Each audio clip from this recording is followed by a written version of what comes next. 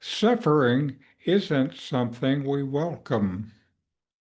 We hide from it, cover it with stories, or try to fix it before we've even seen it clearly. But what if the doorway to freedom isn't outside pain, but right through it? What if the very thing we resist could become our teacher? In this session, we'll explore how mindfulness and self-inquiry can help you meet suffering directly without turning away. Let's look closely with open eyes. Take a moment to like, subscribe, tap the bell, and share your thoughts in the comments below. It helps more people join this quiet exploration together. Welcome. This is Mindfulness with Richard Clarke. Today's session will be on meeting suffering with open eyes. Every person knows suffering. It's the tightness in your chest when life doesn't go your way, the dull ache of loss, the grief at the death of a loved one, the frustration of wanting things to be different. We usually react with resistance, trying to change what is or escape into distraction. Buddha said in the Pali Canon, when touched by a painful feeling, the uninstructed worldling sorrows, grieves, and laments. He feels distraught. He is touched by two arrows, the physical and the mental. But the well-instructed disciple, when touched by a painful feeling, does not sorrow or grieve. He's touched by only one arrow. Mindfulness asks something radical. Stay. Stay with what's here. Don't run. This is the way to ease the pain of the second arrow. When you look directly at suffering, you begin to see that the pain and the story about the pain are not the same. The raw sensation of discomfort is one thing.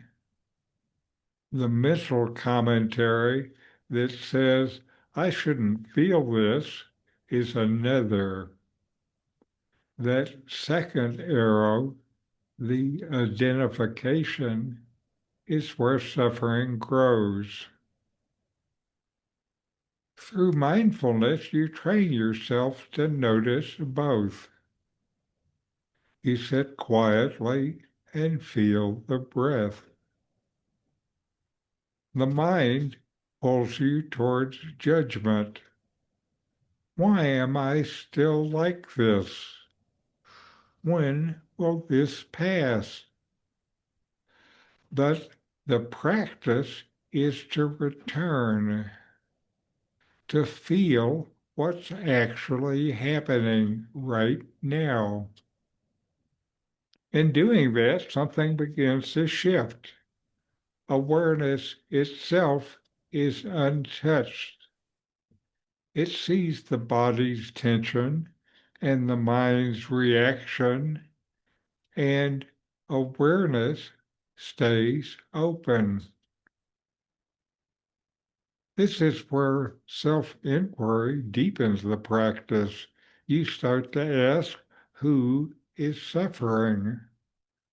Not as philosophy, but as direct observation. You see sensations, thoughts, and emotions come and go. So who's left to suffer? That question points you back to the silent witness, the self that was never caught in the storm to begin with. Meeting suffering with open eyes isn't about endurance or detachments. It's about intimacy. You learn to rest your attention so close to the experience that even pain begins to soften.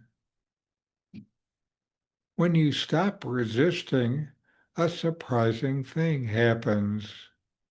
Peace appears, not because the suffering is gone, but because you've stopped identifying with it. The Buddha called this dukkha, this dissatisfaction that underlies all grasping and aversion. When you truly see it, not just think about it, something lets go. You don't have to make life behave anymore. Awareness itself is enough. Mindfulness turns suffering from an enemy into a teacher. It invites you to stop trying to control what comes and instead be fully present with it. That's the moment compassion appears. First for yourself, then for everyone who shares the same human struggle. From there, your life opens. And now, a guided meditation, meeting suffering with open eyes.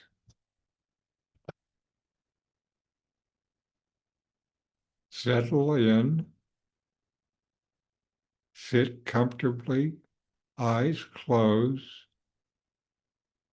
Let the breath come and go naturally. Feel your breath in and out.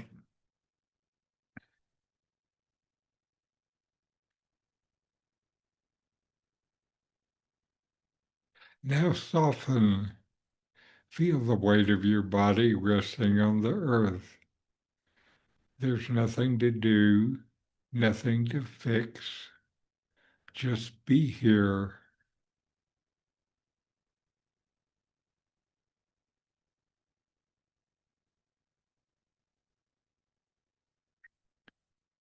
And now notice, bring attention to a place of discomfort, physical, emotional, or mental. Just notice.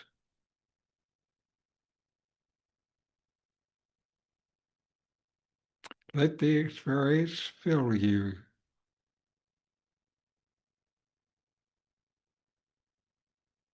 Stop trying to resist it. Just be there with it.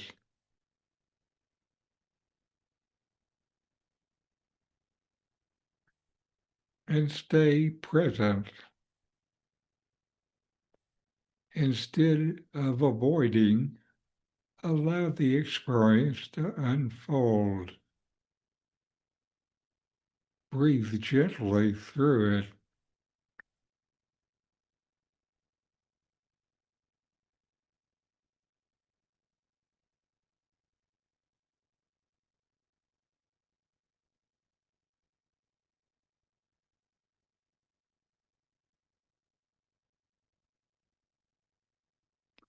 Now inquire, ask silently, who is aware of this suffering.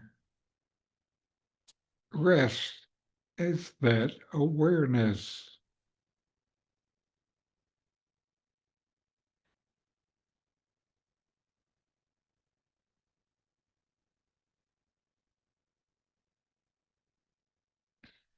Feel how awareness holds the pain or discomfort without being touched by it.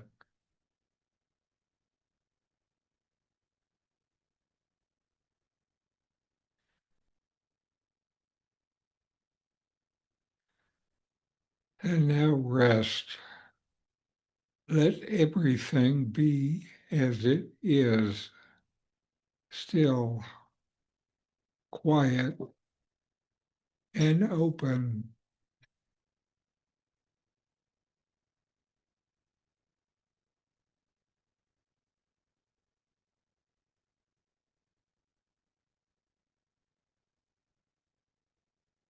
As you come back into the room, feel the calm that comes from seeing clearly. Suffering loses its grip when you stop turning away. Keep meeting life this way with awareness, with kindness, with open eyes. Let's keep walking this path together into presence.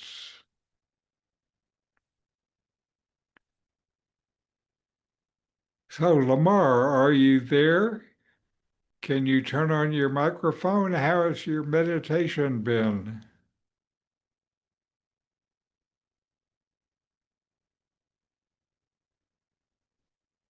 I don't see your mic coming on. How about you, Tom?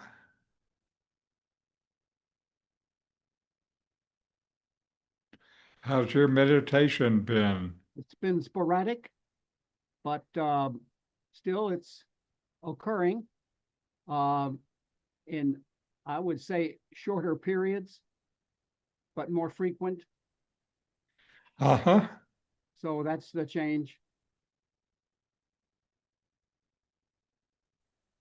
So are you able to meditate most days?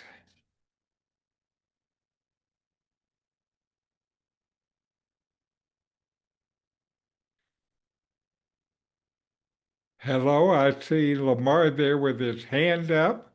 Not more than 5 minutes, I would say.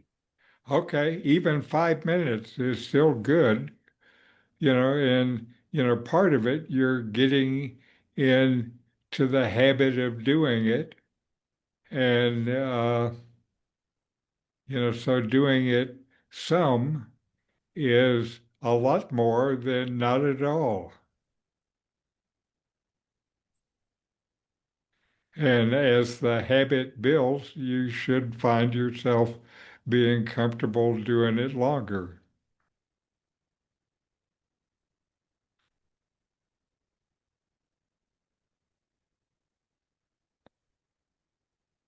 Hello, Richard. Hello, Lamar. You hear me now, is that correct? Yes, I hear you now. I need to tell you something. This is a new phone and I hate it, but if I can hear you and you can hear me, I'm happy. That's right. It's doing the job. So how's your meditation been? I've continued 10 minutes recorded so that it tells me when to stop. And especially now that my also alarm clock went off during electricity last night and my laptop has gone off and I can barely use this new cell phone, but I'm surviving the meditation.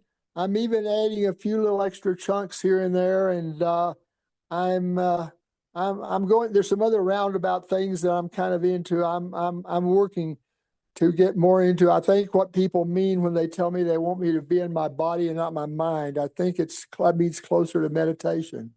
Right, that's absolutely what meditation is about. Thank you. I'm so glad that I can get to be here today. It was like serendipity, and someday when there's a year to talk, I'll tell you how my higher power worked it out for me. Well, that's good. I'm glad your power is working with us today. You too. Okay. Now, can you see the screen? Not at the moment. Let me try something else. I'm going to lower my hand now that I know you can see me and hear. You can hear me. Can you see me, or do you need to see me? I can't see you. The reason why I was asking is I was going to put a video on, and while it's got a sound track, it's got a video track. I'm going to just do it, and we're going to get what we get. Good. I'll listen and try to learn. Oh, I see it. Principle Oh, I good. call giving up your personal history. And I learned it from a man named Carlos Castaneda, who once said that one day, he said, I finally realized that I no longer needed a personal history. And just like drinking, he said, I gave it up. And that, and only that, has made all the difference in the world. You know the nice thing about giving up your personal history? Is that if you don't have a story, you don't have to live up to it. All of us have these bags of manure that we carry around with us called our past. And the people who have done things to us and the events and the circumstances, all of this stuff that we use and we bond to. And we bond ourselves to these wounds of our past, and we identify ourselves on the basis of these wounds. And every once in a while we set it down and we reach in there and we smear it all over ourselves. And then we wonder, why does my life smell so bad? I don't understand this. When in fact, the now, this moment, merging yourself into the now, means that you may have been in a relationship. I had a woman from Holland who came over to see me, whose husband had left her after 25 years. She had 4 children, and she just had been on the verge of suicide. And she was losing weight, and she was depressed, and she was taking all kinds of drugs for it, and she was getting sicker and sicker because she just couldn't get over it. And she came to a book signing that I was doing at a bookstore down in Florida. And she said, you've got to say something to me.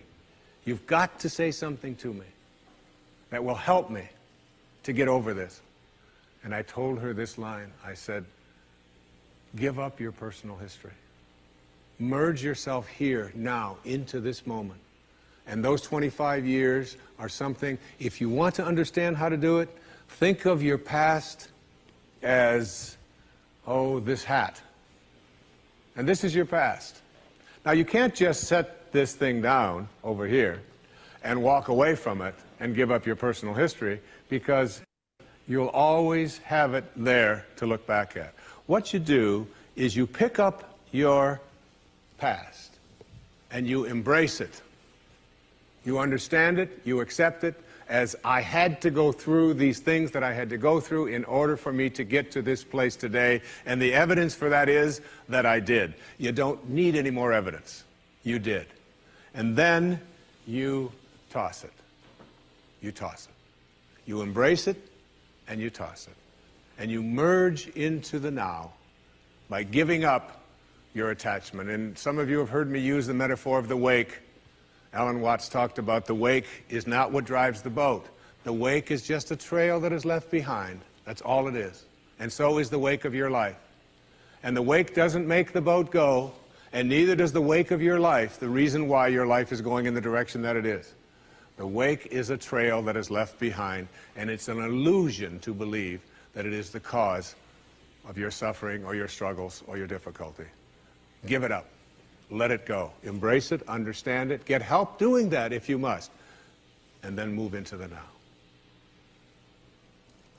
The next principle I call, it's from a line of Albert Einstein. He said, you can't solve a problem with the same mind that created it. In order to work at solving these things called problems in your life, you have to change your mind. It is your mind where they live. It is your mind that created them. There is where you experience them. They're all illusions. You must change your mind. Literally rewrite your agreement with reality. One of the things I had said earlier is that one of the most difficult things to do in the world is to admit that you were wrong. Admitting that you were wrong is nothing more than saying, I have been making choices with my mind that have created things in my life that are not working. And I no longer intend to continue making those choices. I was wrong. You don't have to make a declaration of it. You don't have to go out and feel guilty about it. You just simply say, it didn't work. The relationship that I was in before, I behaved in these ways. I didn't realize that it wasn't working for me. Now I do, and this is where I choose to be now. The secret of a successful relationship is, to me, understanding that you put your attention and your energy in a person on what you love rather than what you don't love. Robert Frost said it so beautifully. We love the things we love for what they are. For what they are. Not for what they ought to be, not for what they used to be, but for what they are. So when you look into the eyes of a person you're in a relationship with, whether it's your children, you catch them doing things right as much as you possibly can. That's oftentimes takes a lot of hunting, but you'll find it. And when you think that my relationship isn't working, remember, it's in my mind. What am I thinking about that person? And if I could just change my mind and put my thoughts on what I love about this person and keep them there, that makes the relationship flourish. And there are people who go through their entire relationship history with no anger, no hatred, no bitterness, and only love. The next principle is, I call it, treating yourself as if you already were what you would like to become. In other words, you get out in front of your life and you see yourself as having already what you know you'd like to have and deserve to have. My children know how to do this perfectly. I have a daughter who wanted a prom dress, and the prom dress was way outside the budget that I thought a prom dress should be. Well, I thought a prom dress shouldn't cost over $20, so I do have a problem, right? But I upped it to somewhere around $250. I don't know how much, whatever. To me, it was still more than I paid for my first house, okay? But at any rate, she called and said, Dad, this is the only prom dress I could wear. I've got to wear this prom dress. If I don't wear this prom dress, it's just on and on and on with this wonderful. You know, I saw a wonderful book about how to raise teenage daughters. The title of it is Get Out of My Life, but first drive me and Cheryl to the mall, all right? That's the actual title. It's a good book. And so I told Serena, I said, it's just beyond the budget. I've got a certain amount of money that I'm willing to put for it. And she said, but I've already seen myself wearing it. I've already tried it on. I have a picture of myself in the dress in my living room, and I've already showed it to the guy who was taking me to the prom. I mean, it was this whole thing about, and she already saw herself in it. I said, well, if you see yourself in it, then you're going to have to also see yourself as earning the difference between what I'm willing to pay. And she drew up a contract. She went onto the computer, and on the background of the computer, you know, where they have these little background things they put on, there was 500 pictures of the dress, all right? And she signed a contract and said, I'll babysit, I'll do this, I'll do that, and I will pay the difference. And she did, and she wore the dress, because she understood that you treat yourself as if you already are what you'd like to become. There's a genius in you. You have to treat yourself as if you already were that genius. There's something you're completely capable of. See yourself as already there. Then you'll act upon those thoughts, because the ancestor to every action, said Emerson, is a thought. The next principle is called treasuring your divinity. Treasuring your divinity. There's a wonderful observation that I saw from Emerson in Self-Reliance. It's about trusting your divinity, knowing that you are connected to your source, knowing that you are a divine creation and that there are no accidents. He said, a man should learn to detect and watch that gleam of light which flashes across his mind from within, more than the luster of the firmament of bards and sages. Yet he dismisses without notice his own thought, because it's his own. In every work of genius, we recognize our own rejected thoughts. They come back to us with a certain alienated majesty. We often reject our thoughts, and we see the things that we think of as grand and as genius, and we reject them because they're our own. Treasuring our divinity instead of being terrified of it.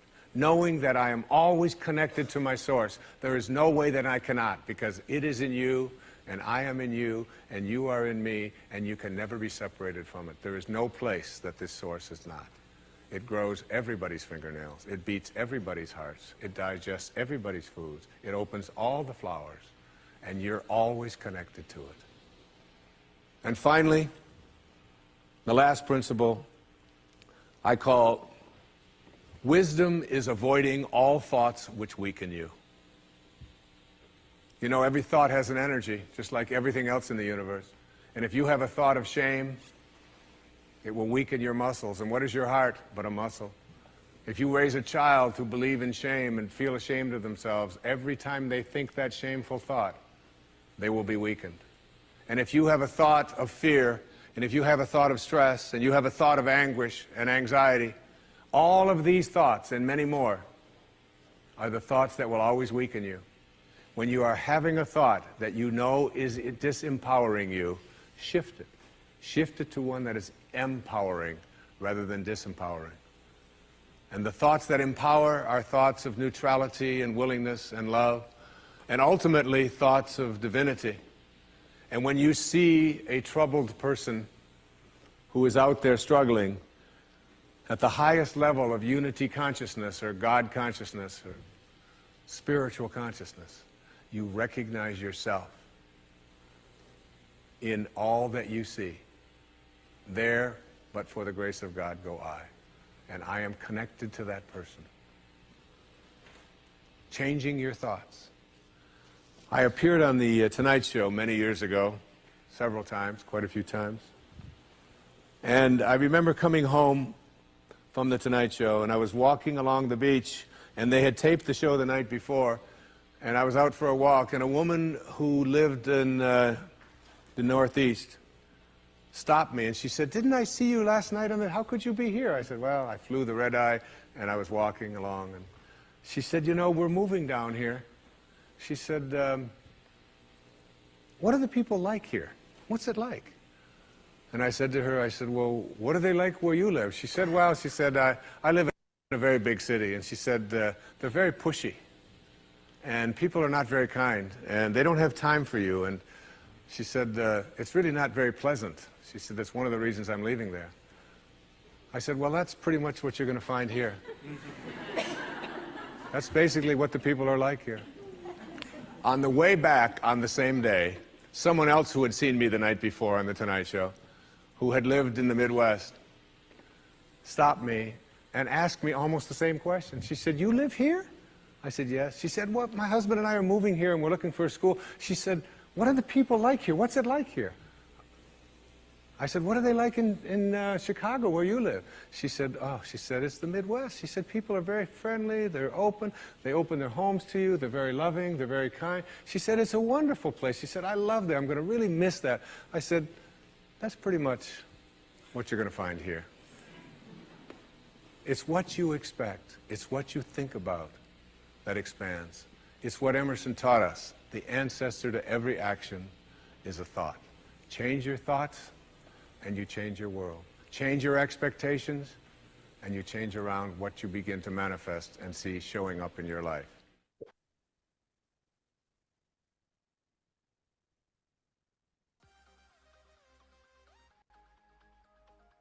The next. And now we're going to take a few minutes to meditate. Mindfulness is paying attention on purpose in the present moment. See what is there, open yourself to it, and then let it go.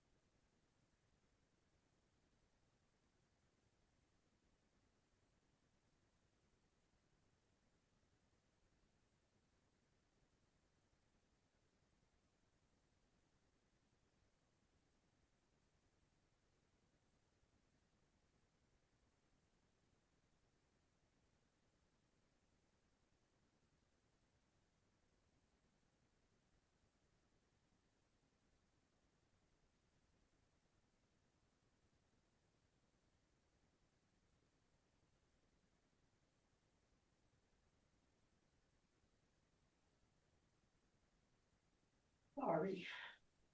Okay, no problem.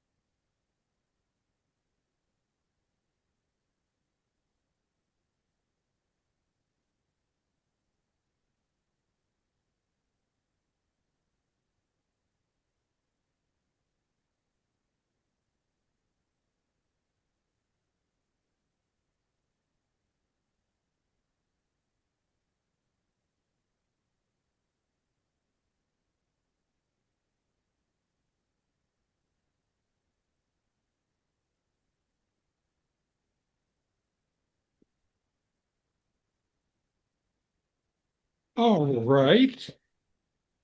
And now we'll load with a chant. Om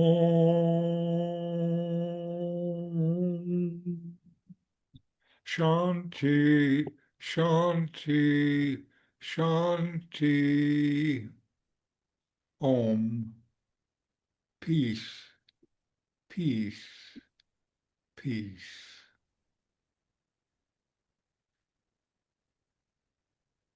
All right. What did you get from this session today?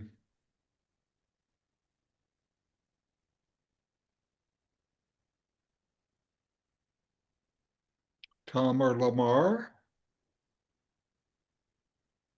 I can speak.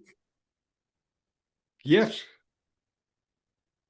Things, my mind wanders as always, and I got answers to some questions.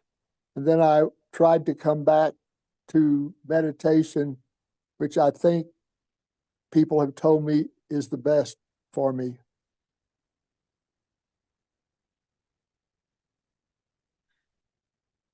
Well, good. Getting answers to questions is good. That way your mind settles.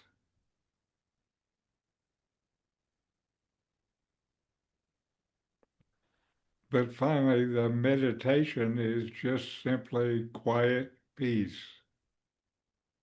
I understand. Thank you.